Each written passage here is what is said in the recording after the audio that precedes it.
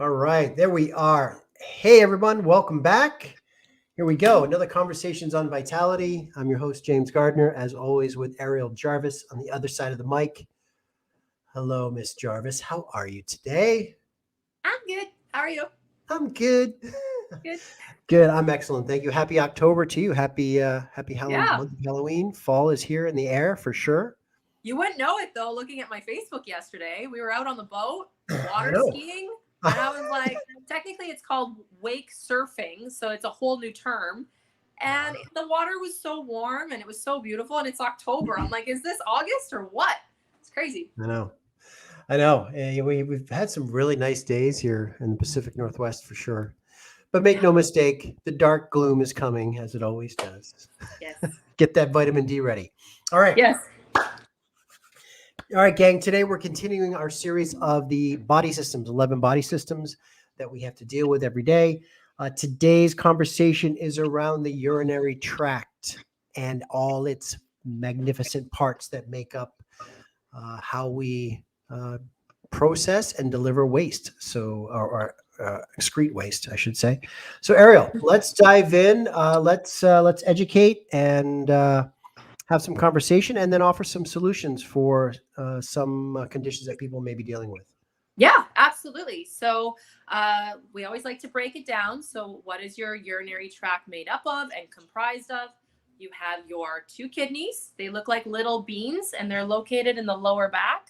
So, if you ever have lower back pain, there could be a couple contributing factors, but maybe you're just not drinking enough water. The second one is you have two ureters. And so, you also have a bladder and urethra. So, that composes your urinary tract. What happens is if you don't drink enough water, then positive charged particles can develop as plaque, just like you can get plaque on your teeth. You can get plaque on different surface area components of your urinary tract, and then it can't filter the blood properly. Your kidney system and your urinary tract's job is to remove harmful chemicals, toxins, debris, um, balancing out hormones, moving acid waste from the blood, and working on the lymphatic system.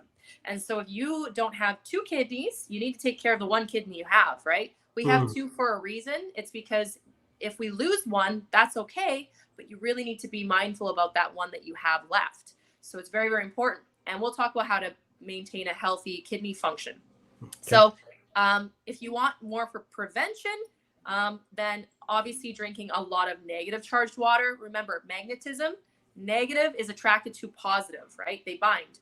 So, if you have a lot of positive acid waste building up as plaque in your kidneys, by drinking a lot of negative charged water, you're going to be flushing that and removing it. And so we have a couple little supplement recommendations that pair very nicely with this called chlorophyll, green inside, clean inside, as well as K, not vitamin K. Ours is called Kidney Care. Has cilantro and parsley and a bunch of other wonderful bioenergetic herbs to actually help kidney function, which will help with water retention, and it will help with lymphatic drainage, heavy metal detox, and allowing those kidneys to function optimally. Um, so what does the kidneys do? We know it cleans the blood. We know that's very, very important, but it also removes acid waste, which is the byproduct of a lot of our foods. One food in particular that we says is the most important macronutrient, however, the most damaging to the kidneys is protein. Mm, Okay. So yes, it's like a very confusing contradictory because you need so much protein for a healthy body, amino acids, white blood cells, all that sort of stuff. But you also don't want to have too much uric acid, which is the byproduct of consuming it, which is going to be really harmful to the kidneys. So that's why water is so important, and not just fluids, right? Not just things that have water in it, like tea, coffee, alcohol. You actually want to drink negative charged water to remove that. And some of the things that can really cause harm to your kidneys, we'll talk about. It's smoking, it's alcohol, it's too much coffee consumption. Remember, things in moderation, your body can kind of balance out. But if you're overdoing it, then your body is just going to become overloaded and burdened in a specific area. And so medications can be really hard on it. and also emotionally. What people don't realize is emotions, energy in motion, actually can get stored as harmful energy in the body. So, in Ayurvedic medicine and Chinese medicine, we always like to talk about different organ systems with different emotions. Your Mhm. kidneys have a huge correlation with fear. So, fear affects the fight or flight response, which is the adrenal glands that sit on top of the kidneys. And Mm. so when you hold a lot of fear in your body, you're just a very fearful, you worry a lot, worry yourself to death. You just worry a lot, you have a lot of fear. That actually that really affects your kidneys. So maybe you're in a situation where you're always in fight or flight, you're always worried about, making ends meet. You're worried about a loved one, like, things like that. So if you are someone that's going through a lot of fear in a phase of life, throw in some chlorophyll, throw in some K, and allow those kidneys to support naturally. And if you are someone who's had a kidney removed or you are on dialysis, then you'll actually notice that you're going to have issues with your water levels. So I have a patient who actually had a lot of water building up behind his heart. Just by getting him on K, which is like a natural diuretic, we were able to actually pull all the water out, and he didn't have to have a surgery, which was amazing, right? Because Mm. open heart surgery, who wants that? It's Right. very invasive. And so there are always remedies for anything that is, pretty extreme, but always, consult with a practitioner to get multiple advice first. Ariel, is the okay, so we established the importance of the kidneys here as part of the urinary tract. Is at the end of the day, is the function of the urinary tract specifically just to remove waste? Is that its job, the system It, itself? its main job is to keep the blood clean. Ah, Yeah. and then by doing that, it filtrates and then it creates the byproduct, the waste that Yes. goes out. Okay. Yes. And so its only job is to keep the blood clean. But if whatever you're putting in your body is throwing off your microbiome, maybe your candida, your yeast, your bacteria, maybe it's Mm. really acidic, all this sort of stuff, that waste is so concentrated when it goes through the kidneys and into the bladder and then out, through into the washroom, then what happens is sometimes people can get UTIs, bladder infections, Yeah. things like that, right? So we actually have a product called Uva Ursi, which works amazing for bladder infections. You would take that with K if you have a kidney infection or if you have kidney stones. Remember, this is concentrated waste now, and it can get hard, right?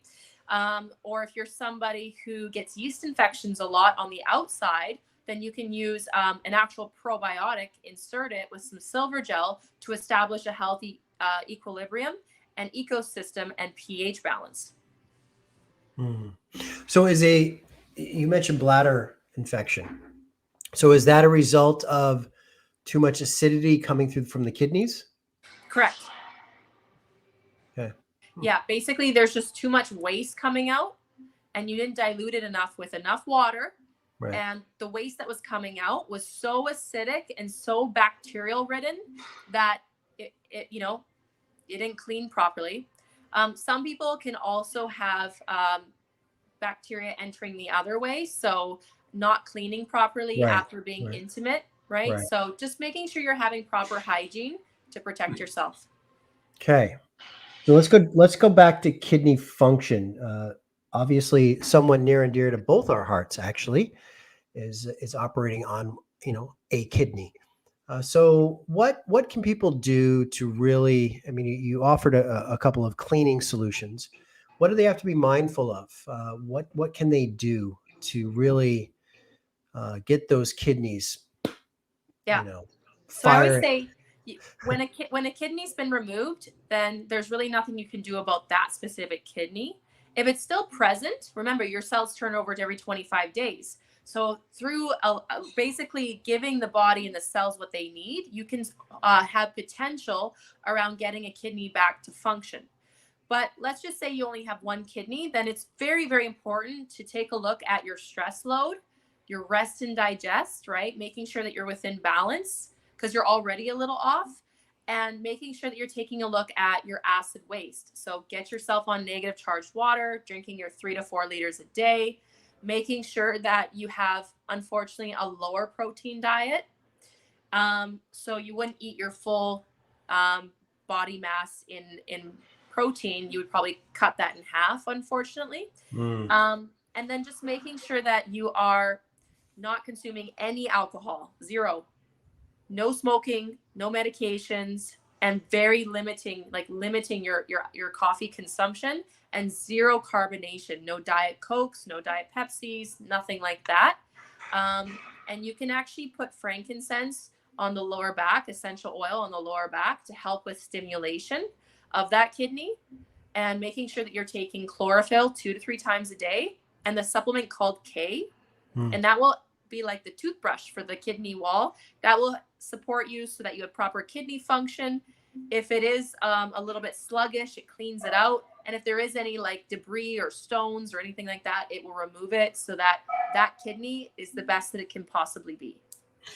And if that kidney is not that one kidney in this conversation is not operating optimally, what would be some of the signs and or symptoms that someone may experience? You'll have puffy eyelids, so underneath your eyes will be super puffy. You'll feel like you're holding water retention. You'll have a lot of broken varicose veins. A lot of capillaries are broken.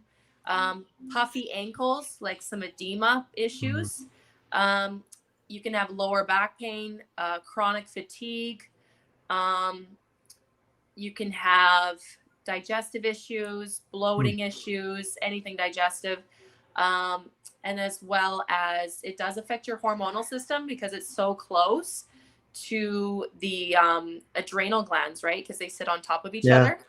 So because it's in the lower back as well, it's so close to all the nerves back there. So some people can even have nerve pain where it shoots up their back, or maybe it goes into the butt cheek, the sciatic, or just chronic headaches.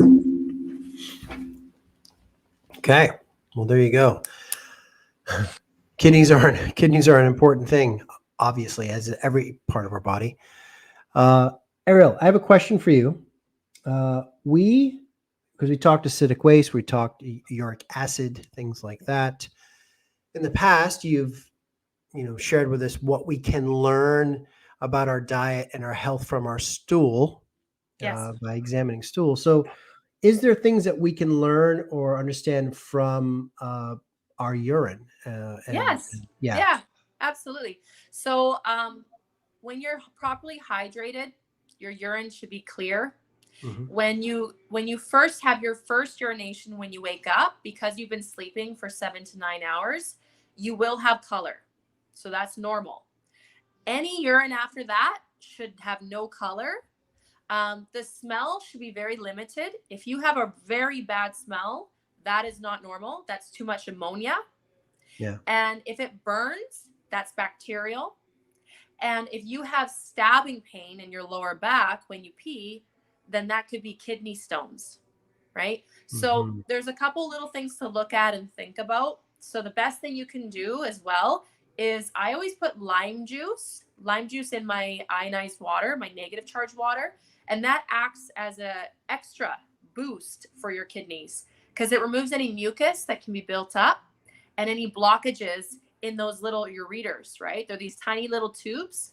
So you have your big kidneys, you have your little ureters, you've got your bladder, right? So sometimes when you're going from a larger area to a smaller area to a larger area, sometimes there can be a blockage in there, right? So all these little things. So that's why you have to dilute, because all that acid waste coming out, you don't want it to be leaving any bad bacteria behind or anything behind that can cause the bacteria to grow up and be attracted to go into a different area, a different destination, and colonate.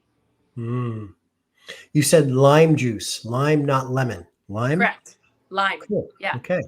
Yeah. Lime works on mucus. Lemon works on liver. Oh, look at that. I like that. Yeah. And lime juice is also less harmful to your enamel for your teeth. So because I drink it all day, I'll drink it with a straw. And that way I'm protecting my enamel and my dentist will thank me. Right. Nice. Okay. So lime acts as a mucus, helps remove mucus in the kidney. Okay. So putting that with some water will further help create that Yes. flow. Excellent. And in Okay. terms of nutrition, right? Watermelon is great for your kidneys. Cilantro, parsley, anything that is a leafy green, except spinach and kale. Spinach and kale must be lightly steamed or cooked because they have oxalates, and those can develop into kidney stones. So just be very careful with those two. Wow. It's very specific. Yeah. Interesting. Never. Yeah. Okay. Oh, because that's all I eat is spinach and kale. Make sure it's lightly steamed so you can throw it in your tofu eggs. What you talking about, Willis? I don't know. I feel like you don't do eggs. I feel like you do some kind of. I do. Actually, I do. I do eggs. Okay. I do eggs. So throw that in your eggs. Yeah. Okay. All right. Wow, look at that. No judging. Okay. So kidneys. We talked kidneys. We talked the function of the kidneys. We talked some solutions, which really, if I'm correct, the two main protocols besides ionized water would be the chlorophyll and the K, which is a combo of kind of cilantro and so forth, right? Yes. The last thing I want to mention too is if you see blood in your urine, and if you're a woman and it's not your menstrual cycle and you're very sure it's coming out of your urine, then you need to seek medical advice, because that can be a few things and that can actually be life-threatening. So make sure you go get that handled. It could be a tear, it could be a kidney stone, it could be bacteria, it could be fungal, it could be viral, it could be an STD,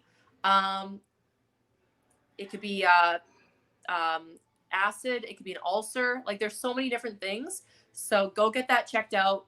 Don't leave it, because the longer you leave it, remember, bacteria divide every 20 minutes. So if you're like, oh, I'll go next week, well, every 20 minutes, if it is a bacterial issue, you can make it where it's so bad where now it's creating more harm. And remember, bacteria, they move. So now the infection can spread. And it is not normal even for one time to have any type of blood in urine. Is that correct? Correct. Okay. Unless you're consuming red beets. Yeah. And it looks like blood.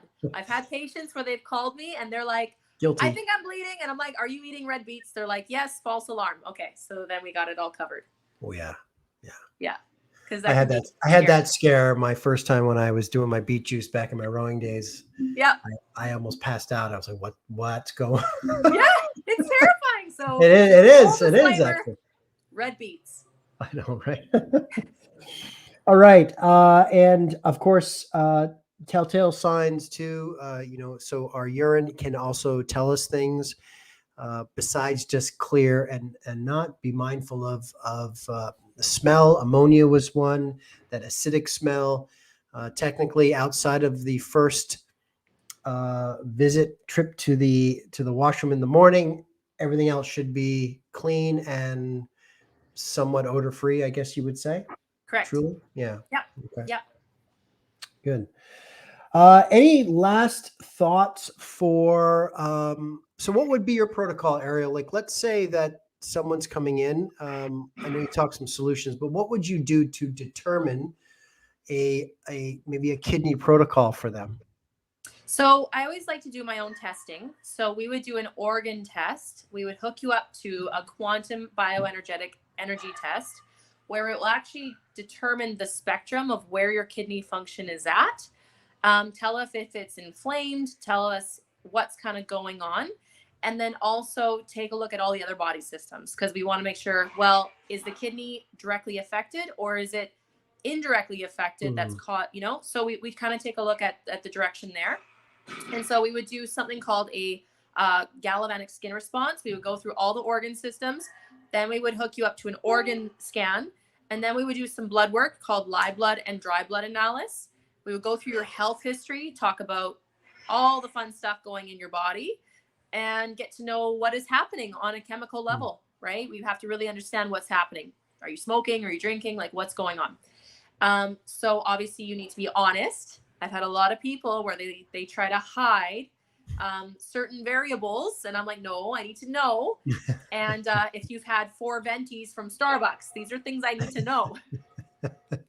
Right. You know? So just a couple little things there. And then we would get you on a water trial. So you get free water, free ionized water, and you just need to observe your pee, right? Report back to us, let us know how you're doing. And we would change your diet and put you on two supplements, the K and the chlorophyll, depending on dosages. And these are safe if you're on medications. We would just take 2 hours apart from your medications. So that's why we need to know. And we would just keep an eye on you for a couple weeks and bring you back in and see how you're doing for your monthly checkup. We would do all the testing all over again once a month until you're starting to see improvement. Love it. Good. All right. Well, there you are. There are solutions out there. And what I love what you just said is it's not just here's a Band-Aid. It's no. We have to do an assessment. We have to fully understand all the parameters of what we're dealing with to then give you the best individualized approach. So yes, that's great. All right, Ariel, amazing conversation as always. Thank you for your insight, your education, and your humor. Never discount the humor in someone's life. I tell you, that's good. So, well, thank you so much for having me. Always a good time, and look forward to next time. All right. You got it. All right, gang, and just remember Vitality Wellness, vitalitywellnessw.com for any information to set up a consultation with Ariel. You can go on that website. There's information about some of the tests that she was just going over there too, and the first step is in your hands to achieve a better optimal health. So thank you for tuning in. Ariel, thank you, and we'll see you soon. Bye. Ciao, ciao.